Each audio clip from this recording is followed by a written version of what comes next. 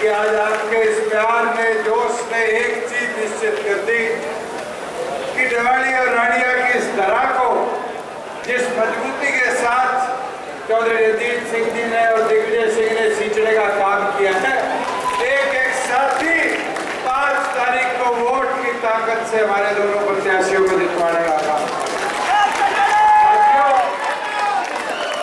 आपको भी बहुत समय हो चुका, मैं संक्षेप में कुछ बातें रखना चाहूंगा। आज सिरसा जिला जितनी दुविधा में फंसा है, शायद ही कोई जिला हरियाणा का बचा। यहाँ तो ये हालत हो गई कि दुनिया की सबसे बड़ी पार्टी अपने आप को कहने वाली बीजेपी कैंडिडेट उठा लेती है और बेमेल गठबंधन के साथ जाकर जुड़ जाती है। हालत क्या है? जिस कांटे ने लोकतंत्रियों को सिरसा की धरा पर पिटवाने का काम किया, आज लोकदल उससे हाथ मिला लेती है। साथियों, बीजेपी, अलोपा, लोकदल और साथ में बसपा, 4 दल मिलकर किससे लड़ रहे हैं? इस 33 साल के छोरे से,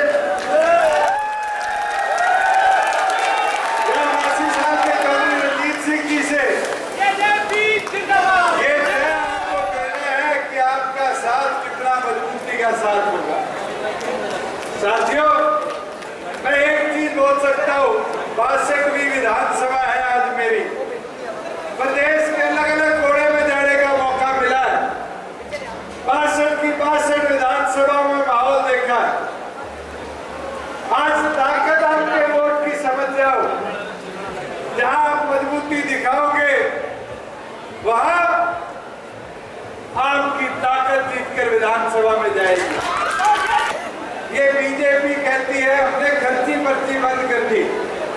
राजस्थान और मध्य प्रदेश का मुख्यमंत्री पर्ची से बना था, नहीं बना था? जब जाकर जेब से पर्ची कटी तो कई लोग कुर्सियों से उठे और दूसरी ओर पर कांग्रेस का मुख्यमंत्री किससे बनता है? खर्ची से। ये खर्ची पर्ची की टीम को इस प्रदेश से उखाड़ फेंक कर ताकत अपने हाथ में लाने का काम करो। भाई आज है ना, सब बातें छोटी होगी। मेरा एक ही कहना है कि रानिया से गन्ना किसान और डबुआड़ी से चाबी के निशान पे मोहर लगा के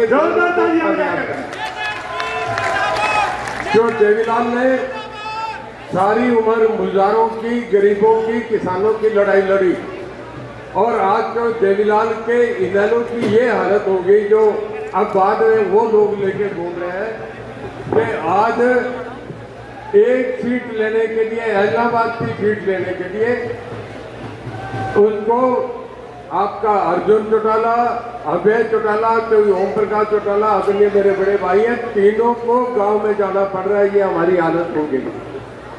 मैं आपसे ये कहूँगा कि पूरा जोर लगा के ये जो समझौता अंदर खाने हुआ है कि डबवाली के वोट हमें दे दो और उधर के वोट इलाहाबाद के हमें दे दो, इसको समझ जाओ जो वो वोट है वो सारे के सारे आप दिग्विजय की तरफ ट्रांसफर कर दो।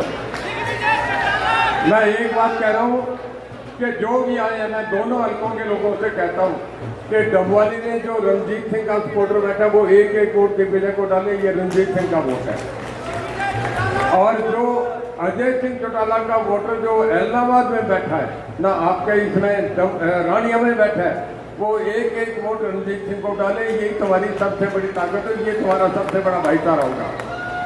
मैं सारे लोगों से कहूँगा कि अगले 3 दिन रह गए, इन 3 दिनों में गोलियां लगा दो, दिन रात एक कर दो। और मैं आपसे बताता हूँ, आपसे एक वायदा करते हैं कि ये फैमिली, ये परिवार सदा से तो देवलाल की वजह से इस इलाके की खुशहाल हुई और ये आगे इस इलाके की अगर तरक्की खुशहाली होगी तो केवल हमारा परिवार करेगा। और मैं दिग्विजय को ये भरोसा देता हूँ, परली तरफ 26 गाँव में घग्गर का पानी लेके आया हूँ। ये पोता मेरे साथ रहे, मैं डबवाली हल्के में भी घग्गर का पानी हम दोनों मिलकर लाएंगे, ये मैं आपसे वादा करता हूँ। जब मेरे पिताजी एमएलए थे, केवी सिंह जी कहते थे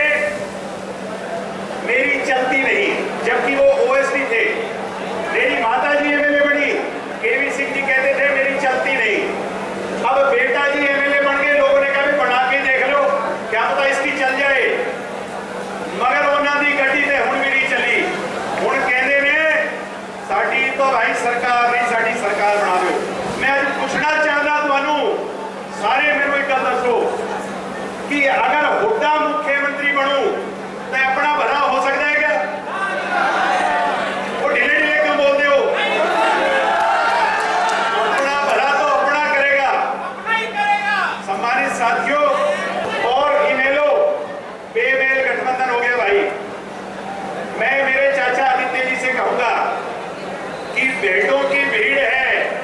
मेरा चाचा भेड़ियों को पहचान लियो, भेड़िया कौन है।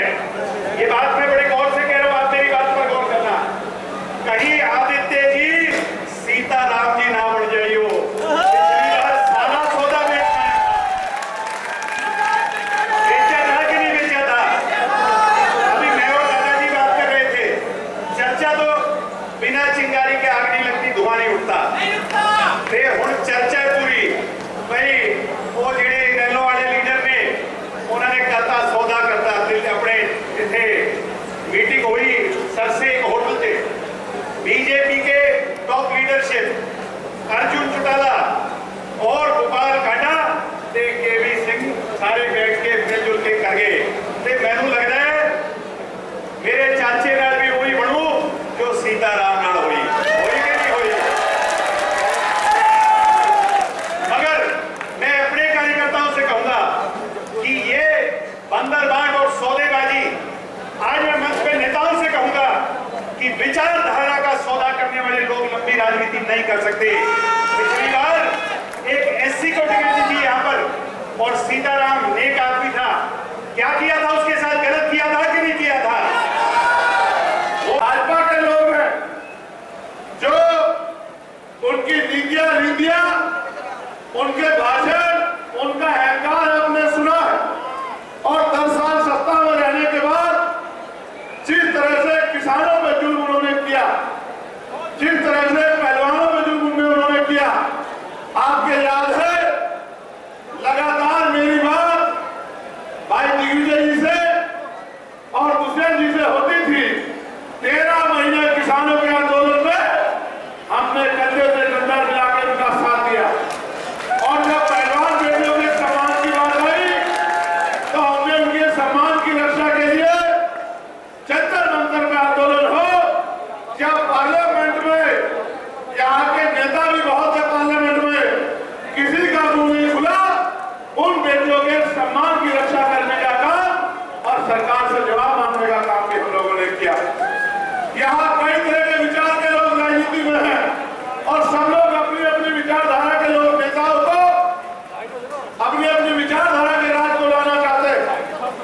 हम माननीय काशीराम साहब और जननायक कानून देवीलाल के सिपाही हैं और वो ये कहते थे कि जब तक गांव विकसित नहीं होगा, गांव तक विकास नहीं पहुंचेगा, गांव में परिवर्तन नहीं होगा, गांव का आदमी मुख्य धारा में नहीं जुड़ेगा, तब तक प्रदेश खुशहाल नहीं हो सकता है।